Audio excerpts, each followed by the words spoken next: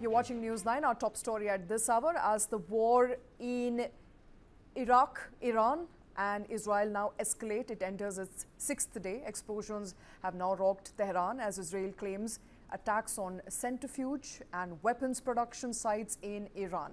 Now, Israel reportedly attacked Iran's Khojir missile production facility, the same site that it targeted in October as well. Social media footage show a plume of smoke in the direction of the facility. Israeli military said that more than 50 fighter jets carried out the extensive overnight airstrikes on Iranian military infrastructure, including a centrifuge production site in Tehran. Israel's Air Force released footage it said showed fighter jets taking off to carry out strikes on Iran. The attack comes after Iraq launched more missile towards Israel, including the hypersonic Fatah projectile, claiming that the weapon broke through Israeli air defense as well. Now, US President Donald Trump called for Iran's unconditional surrender and warned the US that patience was wearing thin, but said that there was no intention to kill Iran's leader just for now.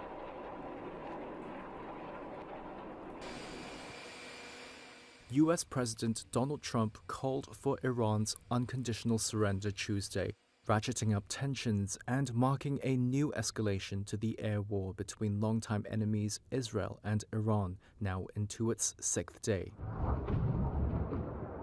After meeting with his National Security Council Tuesday to discuss the conflict, Trump wrote on Truth Social, "We know exactly where the so-called supreme leader is hiding," referring to Iran's Ayatollah Ali Khamenei. While he said there was no intention to kill Iran's leader for now, he added, "Our patience is wearing thin." Minutes later, he posted, in all capital letters, "Unconditional surrender." Trump had spoken to Israeli Prime Minister Benjamin Netanyahu by phone on Tuesday, according to a White House official. Meanwhile, the US president also dismissed a verdict by his spy chief, Tulsi Gabbard, in March that Iran was not developing nuclear weapons. Responding to reporters on board Air Force One Tuesday, Trump said, quote, "I don't care what she said, I think they were very close to having one."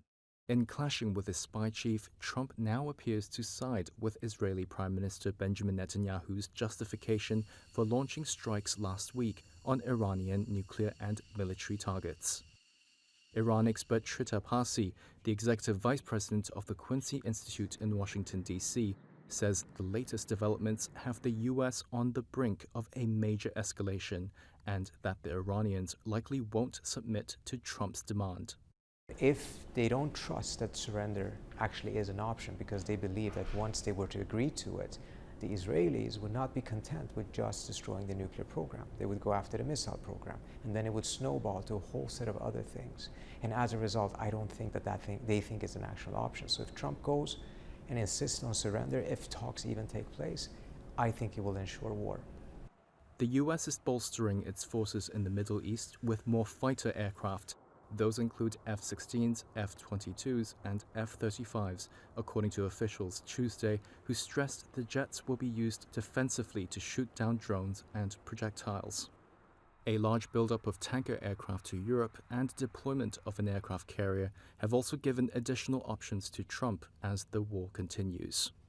Iran denies seeking nuclear weapons and has pointed to its right to nuclear technology for peaceful purposes, including enrichment, as a party to the Nuclear Non-Proliferation Treaty. Israel's Netanyahu, meanwhile, has stressed that he will not back down until Iran's nuclear development is disabled. Ever since Iran-backed Hamas attacked Israel on October 7, 2023, and triggered the Gaza war, Tehran's regional influence has waned. That was as Israel pounded Iran's proxies, from Hamas in Gaza to Hezbollah in Lebanon and the Houthis in Yemen.